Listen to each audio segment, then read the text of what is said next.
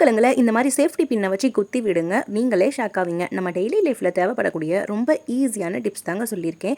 வீட்டில் வேஸ்ட்டாக கிடக்கிற குழந்தைங்களுடைய டாய்ஸை வச்சுமே இதை ரொம்ப ஈஸியான டிப்ஸ் சொல்லியிருக்கேன். காய்ந்த எலுமிச்சை பழத்தை வச்சு இந்த அளவுக்கு டிப்ஸ் செய்ய முடியுமான்னு உங்களுக்கே ஆச்சரியமாக இருக்குங்க. நம்ம வீட்டில் நிறைய எலுமிச்சை பழம் வாங்கி இந்த மாதிரி வச்சுருக்கும் போது கவர்லேயோ அல்லது ஃப்ரிட்ஜ்லேயோ ஸ்டோர் பண்ணியிருக்கும் போது ரொம்ப நாள் ஆச்சு அப்படின்னா அது ரொம்பவே காஞ்சி ட்ரையாக போயிடும். இந்த மாதிரி காய்ந்த எலுமிச்சை பழத்தை எப்படி ரீயூஸ் பண்ணுறதுன்னு இந்த வீடியோவில் டீட்டெயிலாக சொல்லியிருக்கேங்க. வீடியோவை நீங்கள் ஸ்கிப் பண்ணாமல் ஃபுல்லாக பாருங்கள். நீங்கள் இப்போ தான் நம்ம சேனலை ஃபஸ்ட் டைம் பார்க்குறீங்க அப்படின்னா கடைசி வரைக்கும் பாருங்கள். நம்ம சேனல் பிடிச்சிருந்துச்சு அப்படின்னா மறக்காமல் சப்ஸ்கிரைப் பண்ணி கூட இருக்க பெல்லைக்கானையும் ஆல்னு கிளிக் பண்ணி வச்சுக்கோங்க. இப்போ நான் இந்த மாதிரி ஒரு கைப்பிடி அளவுக்கு காய்ந்த எலுமிச்சை பழத்தை எடுத்திருக்கேங்க. இந்த எலுமிச்சை பழத்தை வச்சு நம்ம வீட்டுக்கு உபயோகமான ஒரு 10 டிப்ஸ் பார்க்கலாம். ரொம்ப ரொம்ப யூஸ்ஃபுல்லாக இருக்கும். ஃபர்ஸ்ட் நான் இந்த எலுமிச்சை பழத்தை கொஞ்சம் பீஸாக கட் பண்ணிக்கிறேன். இது எதுக்காக அப்படின்னு சொல்கிறேங்க. நம்ம வீட்டில் நம்ம என்ன தான் வாட்டர் பாட்டிலில் சோப்பு போட்டு லிக்விட் போட்டு வாஷ் பண்ணாலும் அதில் ஒரு விதமான பேட் ஸ்மெல் இருக்கும். சில்ட்ரன்ஸுக்குலாம் நம்ம டெய்லி கொடுத்து விடுறோம் அப்படின்னா இப்படி ஒரு முறை வாரத்தில் க்ளீன் பண்ணிட்டீங்க அப்படின்னா அதில் எந்த ஒரு பேட் ஸ்மெல்லும் இருக்காதுங்க, எந்த ஒரு பாக்டீரியாவும் இருக்காது. எலுமிச்சை பழத்தில் சிட்ரிக் ஆசிட் இருக்கிறனால அதில் இருக்க பாக்டீரியா எல்லாத்தையுமே இது அழகாக ரிமூவ் பண்ணிடுங்க.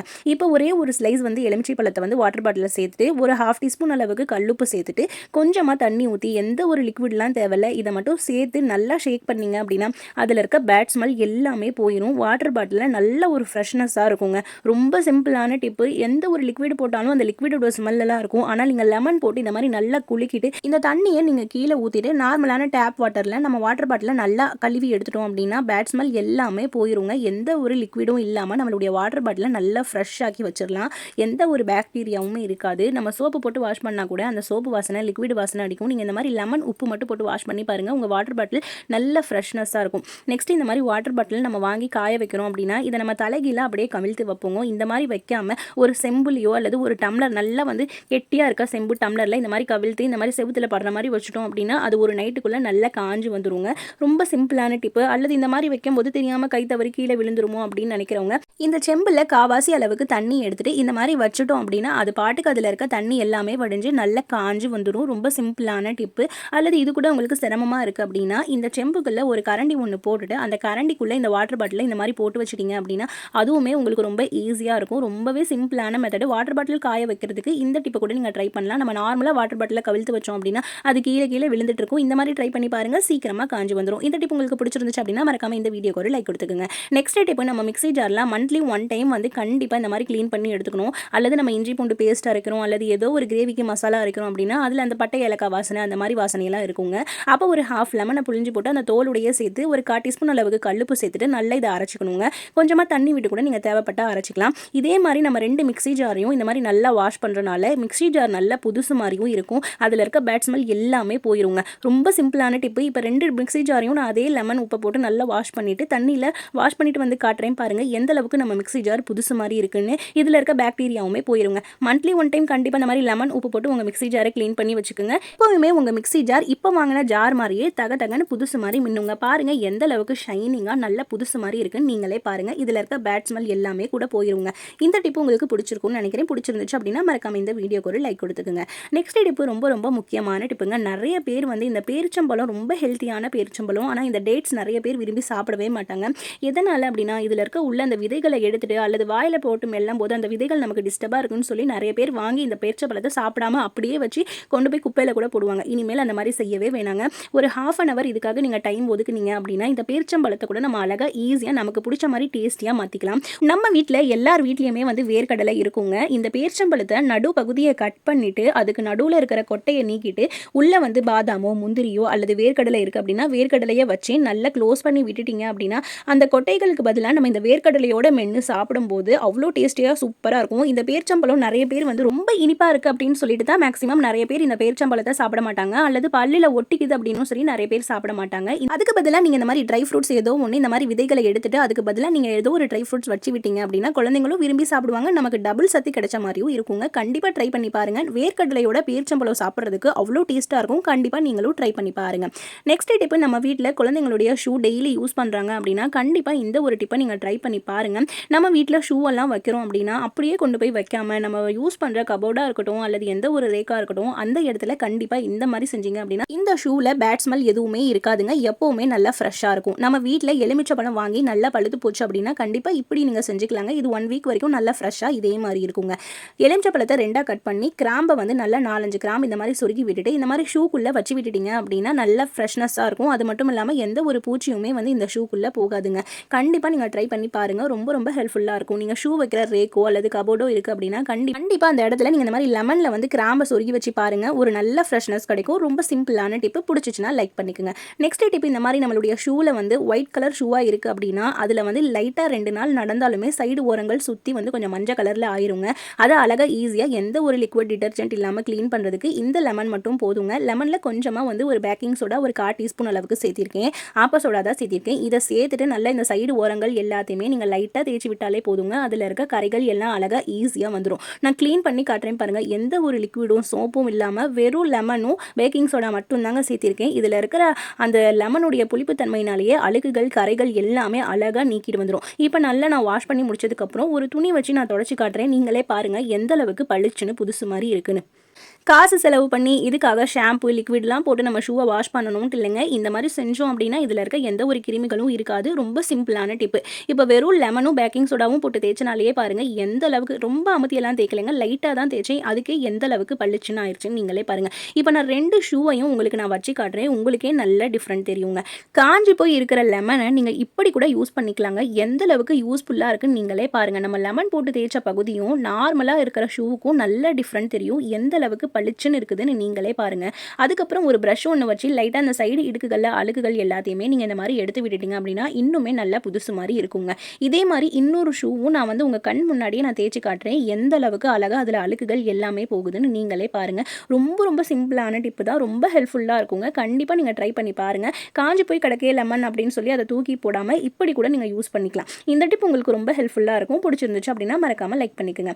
நெக்ஸ்ட் இன்னொரு ஷூவையும் நான் வந்து ஃபுல்லாக லெமனும் பேக்கிங் சோடாவும் போட்டு அப்ளை பண்ணிட்டு அதுக்கப்புறம் நம்ம ப்ரஷ் வச்சிருக்கோம்ல அந்த ப்ரஷ்ஷை வச்சு இந்த மாதிரி லைட்டாக தேய்ச்சி விட்டோம் அப்படின்னா அந்த இடுக்குகளில் இருக்க அழுக்குகளும் அழகாக ஈஸியாக ரிமூவ் ஆகிக்கு வந்துடும். அதுக்கப்புறம் நம்ம ஒரு துணியை வச்சு தொடச்சி எடுத்துட்டோம் அப்படின்னா அந்த ஒரு ஷூவுமே வந்து நல்லா நீட்டாக அழகாக புதுசு மாதிரி ஆயிருங்க. வீக்லி 1 டைம் அல்லது ஒரு 10 டேஸ்க்கு 1 டைம் கண்டிப்பாக இந்த மாதிரி லெமன் பேக்கிங் சோடா போட்டு உங்கள் ஷூவை எல்லாத்தையும் வாஷ் பண்ணி வச்சுக்கிட்டீங்க. அதாவது இந்த மாதிரி நல்லா தேய்ச்சிட்டு அதுக்கப்புறம் நீங்கள் தொடச்சி வச்சுக்கிட்டீங்க அப்படின்னா எப்போவுமே உங்களுடைய ஷூ வந்து புதுசு மாதிரி இருக்கும். பாருங்கள் எந்த அளவுக்கு நல்லா புதுசு மாதிரி ஆயிடுச்சுன்னு. லெமனும் வெறும் பேக்கிங் சோடா மட்டும் நம்மளுடைய ஷூவை புதுசாக்கிடுங்க. அதுக்கப்புறம் நம்ம குத்தி வச்சோம்ல அந்த லெமனில் வந்து அந்த கிராம்பு குத்தி வச்சோம்ல அதை இந்த மாதிரி போட்டுட்டு உங்கள் ரேக்கில் வச்சுட்டிங்க அப்படின்னா எந்த ஒரு பேட் ஸ்மெல்லும் இருக்காது. நெக்ஸ்ட் நம்ம வீட்டில் இருக்க சீப்புகளில் ரொம்ப படிஞ்சு போன அழுக்குகளாக இருக்குது அப்படின்னா அதையுமே 2 நிமிஷத்தில் சோப்பு லிக்விட் எதுவுமே இல்லாமல் நம்ம ரெடி பண்ணிடலாம். ஃபஸ்ட்டு ஒரு சிட்டிகை அளவுக்கு பேக்கிங் சோடாவை இந்த மாதிரி தூவி விட்டுருங்க. அதுக்கப்புறம் நம்ம வந்து கட் பண்ணி வச்சிருக்க ஒரு ஹாஃப் லெமனில் வந்து ஒரு 2-3 டேபிள் ஸ்பூன் அதாவது 2 சொட்டு 3 சொட்டு அளவுக்கு அந்த சாறுகள் மட்டும் விட்டுட்டு கையில் லைட்டாக தேய்ச்சி விட்டாலே போதுங்க. அழகாக அதில் இருக்க கரைகள் எல்லாமே ரிமூவ் ஆகி வந்துடும். ரொம்ப ரொம்ப ஈஸியான டிப்புங்க. சீப்பை க்ளீன் பண்ணுறதுக்கு ரொம்ப கஷ்டப்படுவோம். அந்த மாதிரி செய்யாமல் இந்த மாதிரி நீங்கள் க்ளீன் பண்ணி பாருங்கள். நான் லைட்டாக தாங்க ப்ரஷ்ஷை வச்சு இந்த மாதிரி தேய்க்கிறேன். அதில் இருக்க கரைகள் எல்லாமே போயிருச்சு. இப்போ இந்த சீப்பை நான் தண்ணியில் வாஷ் பண்ணிட்டு வந்து காட்டுறேன் பாருங்கள் எந்த அளவுக்கு புதுசு மாதிரி மாறிடுச்சுன்னு. அதில் இருக்க அழுகுகள் எல்லாமே கூட ரிமூவ் ஆயிருச்சுங்க. நெக்ஸ்ட் டிப்பு, நம்ம வீட்டில் வாட்டர் பாட்டில் மூடி உடஞ்சு போயிட்டு வாட்டர் பாட்டில் மட்டும் நல்லா புதுசு மாதிரி இருக்குது அப்படின்னா அதில் கொஞ்சமாக தண்ணி ஊற்றிட்டு ஒரு கயிறோ அல்லது ஜன்னலில் வைக்கிறதுக்கு ஸ்பேஸ் இருக்குது அப்படின்னா அதில் நீங்கள் கொஞ்சமாக ஒரு குட்டியாக மணி பிளான்ட் செடியை கட் பண்ணி போட்டு வச்சிங்க அப்படின்னா அது பாட்டுக்கு வளர்ந்துக்கிட்டே இருக்கும். வீட்டில் ஒரு சூப்பராக அழகான செடியாக இருக்கும். கண்டிப்பாக ட்ரை பண்ணி பாருங்கள். நெக்ஸ்ட் டிப்பு, நம்ம வந்து ஒரு பழைய காலத்து வீட்டில் இருக்கோம், ஓட்டு வீட்டில் இருக்கோம் அல்லது ஏதோ ஒரு செவுறு மண் செவுராக இருக்குது அப்படின்னா அதில் வந்து மழைக்காலம் குளிர்காலத்தில் பார்த்தீங்க அப்படின்னா கொஞ்சம் எப்போவுமே செவுறு வந்து ஈரமாக இருக்குங்க. இதனால நம்மளுடைய செல்லு அதாவது வாட்சுக்கு போட்டிருக்க செல்லு வந்து அடிக்கடி வந்து தீர்ந்து போயிடும் அல்லது அப்படியே ஸ்டக் ஆகி நின்றும்.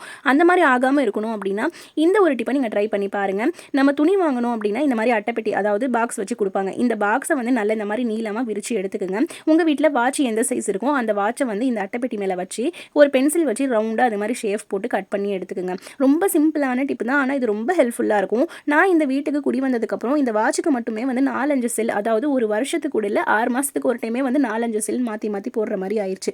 அப்புறம் தான் தெரிஞ்சிச்சு வாட்ச் பிரச்சனை இல்லை, வீட்டில் இருக்க அந்த செவுர் வந்து ஈரமாக இருக்கனால அடிக்கடி வாட்ச் வந்து ஈரப்பதம் பற்றாச்சுன்னா எந்த ஒரு பொருளுமே வந்து டக்குன்னு ஸ்டக் ஆகி நின்றும். அந்த மாதிரி தான் வந்து இந்த வாட்சுமே வந்து அடிக்கடி ஸ்டக் ஆகி நின்றுக்கும். இதுக்காக தான் ஒரு அட்டை வந்து கரெக்டாக இந்த வாட்ச் சைஸ் அளவுக்கே ஒரு அட்டையை கட் பண்ணி எடுத்துக்கிட்டேன். பின்னாடி அந்த ஹூக் மாட்டுவோம்ல அந்த இடத்துல வந்து ஒரு சின்னதாக ஒரு பென்சில் வச்சு குறிச்சிட்டு அதுக்கப்புறம் அதுக்கப்புறம் ஒரு கத்திரிக்கோலை வச்சு அந்த இடத்துல ஹோல்ஸ் போட்டு விட்டுட்டேங்க. நம்ம ரொம்ப பெருசாக ஹோல்ஸ் போட வேணாம், சும்மா லைட்டாக இந்த மாதிரி குத்தி விட்டால் மட்டும் போதும். அப்போ தான் நம்ம ஆணியில் மாட்டணும் அப்படின்னா கரெக்டாக அது ஸ்டிஃபாக நின்றுக்கும். நம்ம எந்த அளவுக்கு அட்ஜஸ்ட் பண்ணுறோமோ அந்த அளவுக்கு அது கரெக்டாக நின்றுக்கும். இப்போ ஆணியில் இந்த மாதிரி வந்து நம்ம கட் பண்ண அட்டையை மாட்டி விட்டுட்டு அதுக்கப்புறம் நம்ம வாட்சை மாட்டணும் அப்படின்னா அந்த செவத்துடைய ஈரம் வந்து அதிகமாக நம்ம வாட்சில் படாது. இதனால நமக்கு அடிக்கடி வந்து செல்லு மாற்றணுங்கிற அவசியமும் வராதுங்க. நம்ம அடியில் வந்து அட்டை வச்சிருக்கிறதே தெரியாதுங்க. கரெக்டாக வாட்ச் சைஸ் அளவுக்கு கட் பண்ணி நம்ம இந்த மாதிரி மாட்டி விட்டோம் அப்படின்னா நம்மளுடைய செல்லு சீக்கிரமாக தீந்துமே போகாது, நம்மளுடைய வாட்சை அடிக்கடி ஸ்டக் ஆகியும் நின்றுக்காதுங்க. நான் சொன்ன டிப்ஸ்லாம் ரொம்ப ஹெல்ப்ஃபுல்லாக இருக்கும், கண்டிப்பாக ட்ரை பண்ணி பாருங்க. வீட்டில் குழந்தைங்க விளையாண்ட விளையாட்டு ஜாமானத்தில் இந்த மாதிரி குட்டியாக டாய்ஸ் இருக்கும், விளையாண்டுட்டு இது வந்து தூக்கி போட்டுருவாங்க அல்லது ரொம்ப வேஸ்ட்டாகவே கிடக்கும். இந்த மாதிரி வாத்து வச்சு நம்ம ரொம்ப அழகாக வீட்டை ஒரு சிம்பிளாக யூனிக்காக ஒரு ஐடியா ட்ரை பண்ணலாம். ரொம்ப பார்க்குறதுக்கு நீட்டாக அழகாக இருக்கும். வாத்துடைய தலைப்பகுதியில் வந்து லைட்டாக இந்த மாதிரி கத்தியை வச்சு ஒரு கீரல் மாதிரி போட்டு விட்டுட்டேங்க. ரொம்ப நம்ம அந்த ஹோல்ஸை வந்து பெருசாக்க வேணாம், லைட்டாக கீறி விட்டால் மட்டும் போதும். இந்த மாதிரி ஒரு சின்ன ஹோல்ஸை போட்டு விட்டதுக்கப்புறம் டபுள் சைடு டேப்பை வந்து நம்ம வாத்துடைய அந்த பின்னாடி வால் பகுதி இருக்குல்ல அந்த சைடில் வச்சு நம்ம ஒட்டி விட்டுடலாம். அப்போ தான் நம்ம வந்து செவுத்தில் அட்டாச் பண்ணுறோம் அப்படின்னா பார்க்குறதுக்கு நல்லா நீட்டாக அழகாக வாத்து அழகாக தெரியுங்க.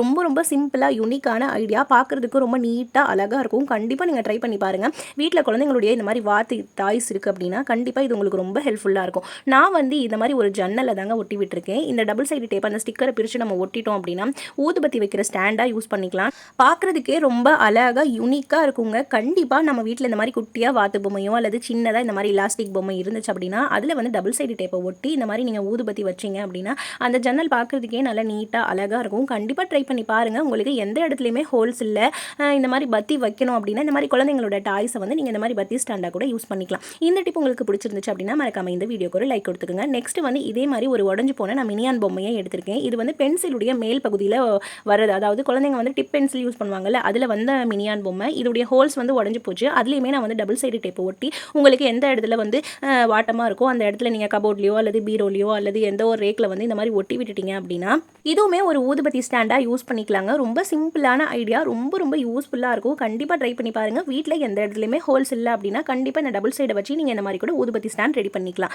இந்த டிப்பு ரொம்ப ஹெல்ப்ஃபுல்லாக இருக்கும். பிடிச்சிருந்துச்சு அப்படின்னா மறக்காமல் லைக் பண்ணிக்கோங்க. இந்த டபுள் சைடு டேப் வந்து இந்த மாதிரி கபோர்ட்லையும் பீரோவில் டைல்ஸில் நல்லா கிரிப்பாக பிடிச்சிக்கோங்க. நெக்ஸ்ட் வந்து நம்ம வீட்டில் குழந்தைங்க இந்த மாதிரி பசில்ஸ்லாம் வச்சு விளையாண்டுருப்பாங்க. இந்த பசில்ஸை வச்சு ரொம்ப சிம்பிளான ஐடியா பார்க்கலாம். ரொம்ப ரொம்ப யூஸ்ஃபுல்லாகவும் இருக்கும். நான் இந்த பசில்ஸை எப்படி ஃபிட் பண்ணுறேனோ அந்த மாதிரி நீங்கள் ஃபிட் பண்ணிக்கோங்க. ஃபிட் பண்ணிவிட்டு நம்ம இதை ஒரு ஃபோன் ஸ்டாண்டாக தாங்க யூஸ் பண்ண போகிறோம். குழந்தைங்களுக்கு ஆன்லைனில் கிளாஸ் எடுக்கிறாங்க அல்லது நம்மளே ஏதாச்சும் ஒரு மூவி பார்க்குறோம் அல்லது ஏதோ ஒரு ரெசிபி பார்க்குறோம், ரெசிபி பார்த்துக்கிட்டே சமைக்கிறோம் அப்படின்னா இந்த மாதிரி கிச்சனில் குட்டியாக இந்த மாதிரி ஒரு ஸ்பேஸில் நீங்கள் வச்சுக்கிட்டீங்க அப்படின்னா தண்ணியுமே படாது, கீழேயுமே சரிஞ்சு விழுகாது. ரொம்ப ஹெல்ப்ஃபுல்லாக இருக்கும். கண்டிப்பாக ட்ரை பண்ணி பாருங்கள். ரொம்ப சிம்பிளான ஐடியா தான். இந்த மாதிரி குழந்தைங்களுடைய டாய்ஸ் இருந்துச்சு அப்படின்னா அதை நம்ம இந்த மாதிரி கூட யூஸ் பண்ணிக்கலாங்க. இந்த டிப் உங்களுக்கு பிடிச்சிருந்துச்சு அப்படின்னா மறக்காம இந்த வீடியோக்கு ஒரு லைக் கொடுத்து நிறைய பேர் கூட இந்த வீடியோவை ஷேர் பண்ணுங்க, அவங்களுக்குமே ஹெல்ப்ஃபுல்லாக இருக்கும். நெக்ஸ்ட் டிப், நம்ம வீட்டில் ஏர் கூலர்லாம் வச்சிருக்கோம் அப்படின்னா அதில் நம்ம தண்ணி ஊற்றி யூஸ் பண்ணும்போது ஒரு புது ஏர் கூலர் யூஸ் பண்ணும்போது ஆட்டோமேட்டிக்காக அது வந்து 1 வீக்கோ அல்லது 1 மந்த்லையோ எந்த ஒரு பேட் ஸ்மெல்லும் வராதுங்க. நம்ம ரொம்ப நாள் இந்த ஏர் கூலர் யூஸ் பண்ணும்போது இதில் இருக்க அந்த ஸ்பாஞ்சினாலேயோ அந்த நார்னாலேயோ ஒரு விதமான ஸ்மெல் எடுக்கும். அந்த ஸ்மெல் வராமல் தடுக்கணும் அப்படின்னா கண்டிப்பாக நீங்கள் வந்து இந்த மாதிரி ட்ரை பண்ணீங்க அப்படின்னா ஒரு மைல்டான ஸ்மெல்லாக இருக்கும். அந்த பேட் ஸ்மெல் எதுவுமே இருக்காதுங்க. இந்த பிளாக் கலர் கம்ஃபர்ட்டை லைட்டாக இந்த மாதிரி சேர்த்து விட்டுட்டு அதுக்கப்புறம் இந்த ஏர் கூலரில் நீங்கள் தண்ணி ஊற்றி விட்டுட்டீங்க அப்படின்னா ரொம்ப வாசனையாகவும் இருக்காது, அந்த பேட் ஸ்மெல்லுமே இருக்காதுங்க. லைட்டான ஸ்மெல்லோடு இருக்கும். கண்டிப்பாக நீங்கள் ட்ரை பண்ணி பாருங்கள். ரொம்ப சிம்பிளான ஐடியா தான், ரொம்ப ஹெல்ப்ஃபுல்லாக இருக்கும். நல்ல வாசனையாகவும் இருக்கும். நம்ம ரூம் ஃபுல்லாகவே வந்து இந்த ஒரு கம்ஃபர்ட்னால அந்த பேட் ஸ்மெல்லாம் இல்லாமல் நல்ல ஒரு ஏர் ஃப்ரெஷ்னஸாக இருக்கும். இந்த டிப் உங்களுக்கு பிடிச்சிருந்துச்சு அப்படின்னா மறக்காமல் இந்த வீடியோக்கு ஒரு லைக் கொடுத்துக்கோங்க. நம்ம தண்ணி சேர்த்திட்டு கண்டிப்பாக இந்த ஏர் கூலர் மேலே இந்த மாதிரி சைடு ஓரங்கள் எல்லாமே தேய்ச்சி விட்டுட்டு தாங்க சேர்க்கணும். ஏன்னா நம்ம உப்பு தண்ணியாக இருந்தாலும் சரி நார்மல் தண்ணியாக இருந்தாலும் சரி தண்ணி சேர்க்க ஆட்டோமேட்டிக்காக அது மேலே கொஞ்சம் உப்பு கரை படிஞ்ச மாதிரி ஆகும். அந்த மாதிரி ஆகாமல் இருக்கணும் அப்படின்னா தண்ணி சேர்த்துட்டு லைட்டாக அந்த மாதிரி ஷேக் பண்ணி விட்டு நல்லா தேய்ச்சி விட்டுருங்க. இப்போ நம்ம ஏர் கூலரில் நம்ம கம்ஃபர்ட் சேர்த்திருக்கனால நல்ல வாசனையாக இருக்குது, எந்த ஒரு ஸ்மெல்லுமே இல்லை. நெக்ஸ்ட் டிப்பு, நம்ம வீட்டில் நம்ம ஊருக்குலாம் ட்ராவல் பண்ணிட்டு போகிறோம், நம்ம டிவியெல்லாம் யூசேஜ் இல்லை அப்படின்னா கண்டிப்பாக இந்த ஒரு டிப்பை நீங்கள் ட்ரை பண்ணி பாருங்கள். நம்ம வீட்டில் ஏதோ ஒரு கிளாத்தை போட்டு டிவியோ அல்லது ஏதோ ஒன்றுக்கு வந்து இந்த மாதிரி க்ளோஸ் பண்ணி வைப்போம்.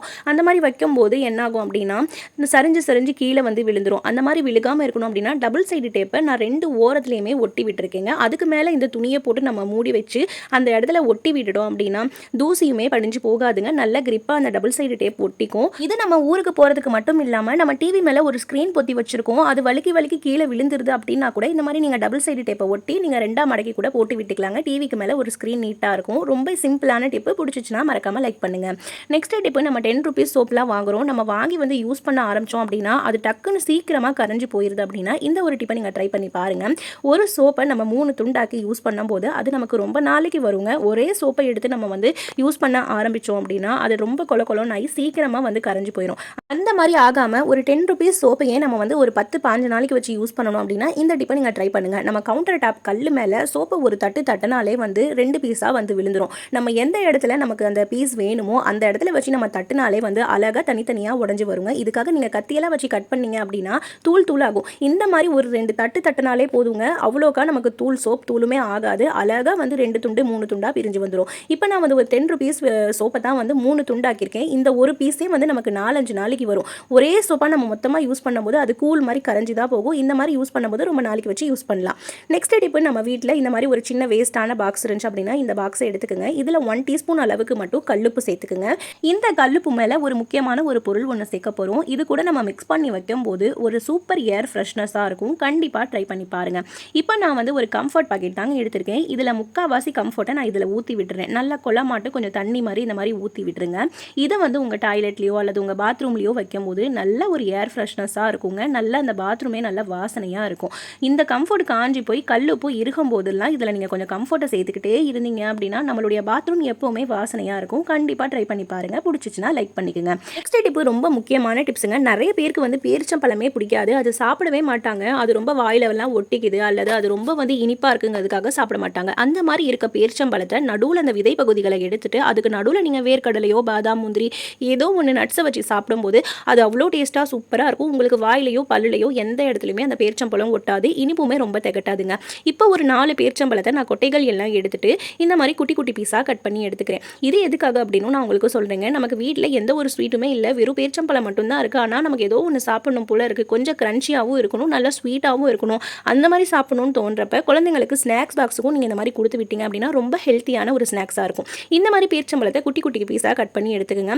வறுத்த வேர்க்கடலை ஒரு கைப்பிடி சேர்த்து நல்லா இது ரெண்டையும் மிக்ஸ் பண்ணி அந்த பேரிச்சம்பழத்தோட அந்த வேர்க்கடலை சாப்பிடும்போது அவ்வளோ டேஸ்ட்டாக இருக்குங்க. பல்லில் எந்த பக்கமுமே பேரிச்சம்பழம் ஒட்டவே ஒட்டாது. குழந்தைங்களுக்கும் ஸ்நாக்ஸ் பாக்ஸில் இந்த மாதிரி போட்டு கொடுத்து விட்டீங்க அப்படின்னா ரொம்ப ஹெல்த்தியான ஒரு ஸ்நாக்ஸாக இருக்கும். கண்டிப்பாக ட்ரை பண்ணி பாருங்கள். நம்ம ஒரு பேரிச்சம்பழம் 2 பேரிச்சம்பழம் சாப்பிடும்போது நமக்கு ரொம்ப இனிப்பு திகட்ட ஆரம்பிச்சிருங்க. நீங்கள் இந்த மாதிரி வேர்க்கடலை கூட சேர்ந்து சாப்பிடும்போது இனிப்பு திகட்டவே திகட்டாது. கண்டிப்பாக ட்ரை பண்ணி பாருங்கள்.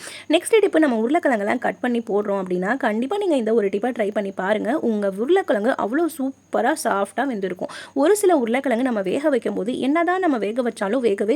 கொஞ்சம் கல் மாதிரியே இருக்கும். நமக்கு சீக்கிரமாக உருளைக்கிழங்கு வெந்து வந்துடணும். அது மட்டும் இல்லாமல் இந்த உருளைக்கிழங்குல மசாலா எல்லாமே கரெக்டாக பிடிச்சிருக்கணும் அப்படின்னா இந்த மாதிரி ஒரு சேஃப்டி பின்னோ அல்லது ஒரு பணியார கருது இருந்துச்சு அப்படின்னா அதில் நீங்கள் இந்த மாதிரி லைட்டாக குத்தி விட்டுட்டீங்க. அதாவது நான் நல்ல பெருசாக ஒரு சேஃப்டி பின் வச்சு இந்த மாதிரி குத்தி விட்டுருக்கேன். இந்த மாதிரி செஞ்சு நம்ம வேக வைக்கும் போது நம்மளுடைய கேஸ் வந்து மிச்சமாகுங்க. உருளைக்கிழங்கு குயிக்காக வெந்து வந்துடும். நம்ம குழம்புலையோ கிரேவிலையோ இந்த மாதிரி நம்ம உருளைக்கிழங்கு போடும்போது உருளைக்கிழங்குக்குள்ளேயெல்லாம் நல்லா உப்பு காரம்லாம் பிடிச்சிருக்கும். சாப்பிட்றதுக்கு நல்லா சாஃப்டாக சூப்பராக இருக்கும். ரொம்ப சீக்கிரமாக வெந்து வரணும் அப்படின்னா கண்டிப்பாக இந்த மாதிரி 4-5 டைம் வந்து ஒவ்வொரு உருளைக்கிழங்குலையும் நீங்கள் குத்தி விட்டீங்க அப்படின்னா சீக்கிரமாக வெந்து வந்துடும். கண்டிப்பாக நீங்கள் ட்ரை பண்ணி பாருங்கள். நீங்களே ஆச்சரியப்படுவீங்க.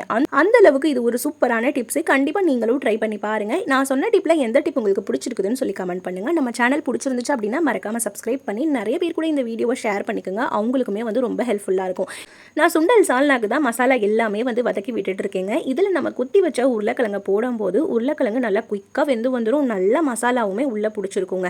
கண்டிப்பாக நீங்களும் நான் சொன்ன டிப்பெல்லாம் ட்ரை பண்ணி பாருங்கள். ரொம்ப ரொம்ப யூஸ்ஃபுல்லாக இருக்கும். இதே மாதிரி டிப்ஸ் அல்லது ஒரு லாகில் உங்களை மீட் பண்ணுறேன். அது வரைக்கும் பாய் ஃப்ரெண்ட்ஸ். தேங்க்யூ ஃபார் வாட்சிங்.